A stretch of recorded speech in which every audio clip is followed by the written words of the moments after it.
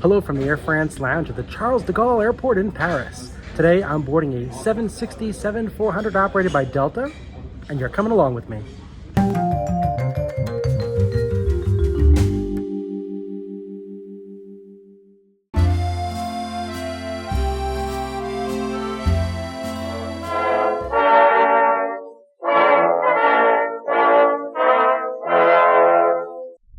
There's a lot of food here, and I'm filling up because I'll be seated in the main cabin today, and I'll only get meals when they're served to me, and everything is at my disposal now. I'm in the lounge closest to my departure gate where Delta will be operating a flight to Atlanta with me on it. Delta serves 9 destinations from this airport, and my destination will be served with a 767-400 MH aircraft. MH? What's that? Delta 767-400 tail numbers end in the letters MH. There are many theories why these tail numbers end in MH. If you know why, let me know in the comment section below. Let's head over to the MH plane at the gate. Today my gate is M27, and it's a short walk from the Air France lounge. The gray ceilings of this concourse are accompanied by gray skies outside, which I'm looking at through the windows as I walk by. What's going on in my mind right now? Not good thoughts. We'll be in the clouds shortly after takeoff, and I purposely chose a window seat for the view. Of course, the weather is beyond my control, and what's also beyond my control is this very disappointing view of my 767-400. This is all I can see from the gate, and my eyes are also looking up at the miserable skies for today's departure. We're ready for boarding at gate M27, and after scanning my boarding pass, I got to see this through the window. That was the view of my plane. Atlanta, here we come. So I got to see the tail and nose only, and as for the rest of the plane, well, I can only see it from inside. And while inside, I'm walking to the rear of this aircraft, passing by the more spacious seats at the front. I like walking through an airplane. All right, my seat is at the back of this 767-400, and my seat is on the left-hand side of the airplane because I'm expecting a view of New York City if the clouds allow today. The Paris to Atlanta route crosses just north of the Big Apple. I can't wait, but there are clouds in the forecast in the USA, and there are clouds here in Paris, so all departing flights like the one on Milan and this next door A330 will get limited views on takeoff. It's not only cloudy here, it's rainy too. It's been a long time since I've flown during the rain. The IFE has a great map showing our route today, and it also shows us flying along the route before we even take off. It's pretty neat. Note that I will not be featuring any other entertainment on the IFE. Flying is about flying, not watching a movie. Even on a long-haul flight like this. Oh, and we're late. We do realize our original departure time has come and gone. We are ready to go up here with the exception of all the luggage. Half of the luggage has not been boarded yet. They had some sort of problem here at the airport today with luggage. But don't worry, we're not leaving without it. That's why we're still here. Once en route today, it's going to take us 8 hours and 49 minutes. And we were scheduled to be about 25 minutes early into Atlanta, so we hope that even though we're waiting for some luggage, that we will still be on time into Atlanta. Looks like a smooth ride, except for the exception of the local areas. We climb out of this weather, but after that it should smooth out. We do hope you'll enjoy the ride with us today.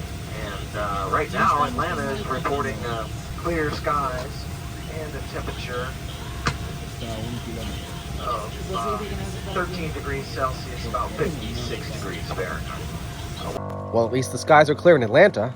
As we push back into the ramp from the M gates, it's really tough to focus with water on the windows. But at least they're Boeing windows. They're generally larger than Airbus windows, and I'm happy about that. This 767-400ER is operating today as Delta Flight 85, a 23-year-old airplane with a tail number of November 835 Mike Hotel. This aircraft has a rather unremarkable history with Delta. In 2008, while flying from Rio to Atlanta, this plane had to return to Rio due to a medical emergency, and in 2017, this airplane acted as a recovery aircraft from a flight from Atlanta to Paris. The original flight had to divert to JFK due to a hydraulic issue, and this airplane happened to be at JFK to deliver the passengers on the recovery flight from JFK to Paris. The 767-400 is a stretched version of the 767-300, and not only is it long at 201 feet, it has a range of 6,000 miles. This big plane actually flew into the small LaGuardia airport many years ago. Only 38 767-400s were ever built, making it a very rare aircraft type to fly on, but I've flown on quite a few of them over the past few years. Today's 767 is powered by two GE CF680C2B7F engines, and it can carry 238 passengers to Atlanta today. Check out my other 767-400 videos on this channel, including flying in the Delta One cabin. But who needs Delta One when you can sit in main cabin with the window right next to your seat? Today we'll be taking off on runway 8 left on the southern runway complex. Normally taking off on this runway would excite me because the initial departure heading is in the opposite direction of the en route phase of flight, so we'll undoubtedly have to turn after takeoff. I like turns, but they will undoubtedly be in the clouds, so I won't see anything on takeoff. No Eiffel Tower or airport views today. The taxi to the runway was expeditious. This seems to be the case when I depart Paris. I'm excited to be at an airport with airlines that don't fly to the USA like Air St. Pierre or Bulgaria Air, and it would have been nice to see their fleet while taxiing out, but this is a pretty dull taxi to the runway. So if the taxi is dull and will enter the clouds shortly after takeoff, what's there to look forward to? Well, the runway is wet and I'm sitting behind the engines, so they should kick up a lot of water, making it appear as if we're on a high-speed boat, creating waves.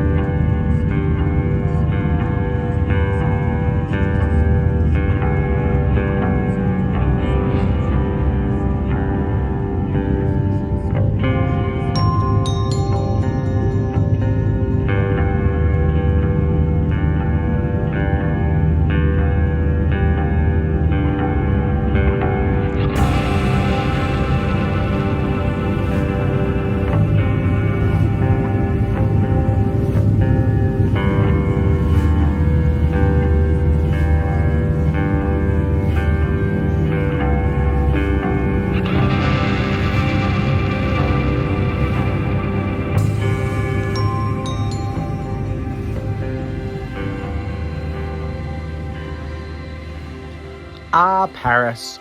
Normally we'd see some fields, then turn back around with potential views of the city. Typically I'd be pointing out the sights to you, the viewer, and explaining why we're turning the way we are, but with these clouds, I can't even tell which way we're turning. I just know that we need to head to the west to make the Atlantic crossing to North America as we climb to our cruising altitude. I was looking forward to seeing the French countryside followed by the French coast at the Atlantic. After all, I'm a lucky person in an A seat. Only A seats or F seat passengers have windows. Most passengers, those in B, C, D, or E seats, have no window, but today just isn't the day for good views at all. After passing above the clouds, all I could see while looking down was more clouds. Okay, well, I usually have a solution to keep me entertained while at cruising altitude. I do air-to-air plane spotting. Well, unfortunately, while over France, I did not see any other aircraft. I was aggressively looking for airplanes while still over Europe, since when we get to oceanic airspace, almost all the flights will be going in the same direction as ours and will be well spaced apart. It's not common to spot other planes well over the ocean, so I looked very hard within the first hour of flight, and I saw nothing. Time for the first meal service. I had this pasta dish, and it was one of the few times I actually looked down. The flight has been a struggle, but the food was tasty at least. As we began the Atlantic portion of our flight, this is what I saw. All clouds. Even midway across, it was all clouds. I didn't even see any ocean water below. And even when we made landfall in North America, I was only able to see part of Newfoundland through a hole in the clouds. That was followed by even more clouds, then occasional sights that were hard to identify. All I know is that clouds prevailed through all of Canada and into the northeast USA, and while we passed by New York City off the left, well, this was my view. I can't tell you how many times I've seen flights on this route from New York City while looking up, and how disappointed I am here trying to look at the Big Apple from above. To make up for the lacking New York view, I was able to get a pretty good view of downtown Philadelphia, and after that the haze was so bad I didn't even bother to film. Fast forward to the approach. We flew a common arrival procedure from the northeast, the Aussie 1 arrival, which starts northeast of the airport, then leads us to another point closer in just northeast of the airport itself. From there, we'll be vectored to the landing runway. Since all of the runways at Atlanta face the same direction, we'll either be landing towards the west or the east. It's my hope today that we'll land to the east because this will require us to pass the airport to its north, offering passengers seated on the left side of the plane a great view of the airport before we turn back around to land. The landing direction, as well as the direction for departing flights, depends on the local ground wind, and today the wind is coming from the west, so we'll be landing to the west, which means a straightened approach to the runway with nothing significant to see on the approach. We won't have to pass by the airport and come back around. We just fly straight into the runway after approaching from the northeast on the Aussie 1 arrival. With less to see on this final approach course, I'm disappointed that finally weather conditions are good, there are no clouds, and we won't get the more scenic approach. I just love seeing the airport before I land, and that is not going to happen today, and I'm disappointed. But it's all a factor of the weather and wind. In Paris, we took off in a direction that would have provided some nice turns, but it was cloudy and rainy, and here, we're not getting the approach I desired, but this is 100% based on the wind direction because we must land into the wind. By this point, the approach controller has handed us off to the control tower at the airport, and we are clear to land on runway 26 right. Let's land.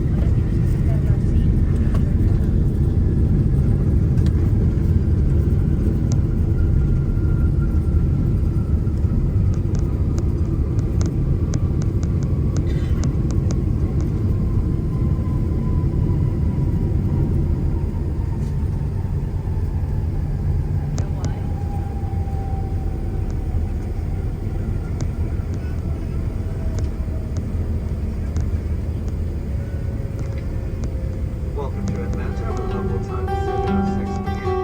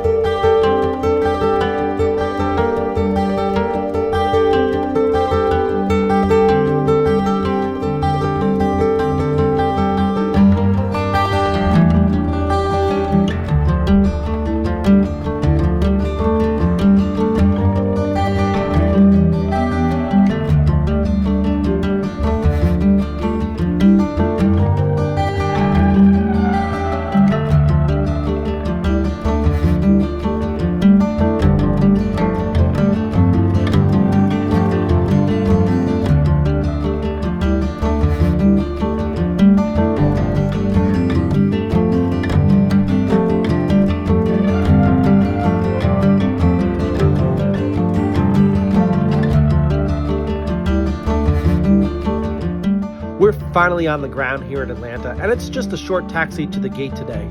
Thank you so much for watching this video. This was one of my less than ideal flights, and I was quite disappointed in the views that I did not get. But if you check out the other videos on my channel, you'll see that I've taken many spectacular flights in the past, and I've chosen seats on the appropriate side of the aircraft for the best views. Today, the weather and wind just did not cooperate. Well, thanks so much for watching this video. If you're not subscribed to my channel, I invite you to click on the subscribe button, hit the bell button, and rest assured I'll have more videos like this soon. Thanks, everybody.